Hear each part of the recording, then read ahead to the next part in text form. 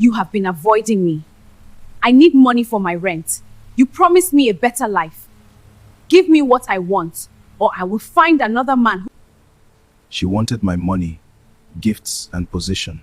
You have a gift. This can become your new beginning. Do it for yourself and for Amara. This is the best jollof rice in this market. Your food is good. Hello, my princess. Why did you make me cry? Did you stop loving us? Did you stop loving us? Some wounds are caused by other people, but the painful wounds are sometimes the ones we cause ourselves. Repentance is more than saying sorry. God, I know I do not deserve another chance. Please forgive me and teach me how to become a better man and better father. Ngozi, I am not asking you to forget what I did. I am asking for the chance to prove that I can change. I will get help. Not only to win you back, but to become a man you and Amara can respect again. I am truly sorry. Change does not happen in one day. Trust can be destroyed quickly, but rebuilding it may take years. You must accept that Ngozi may never return.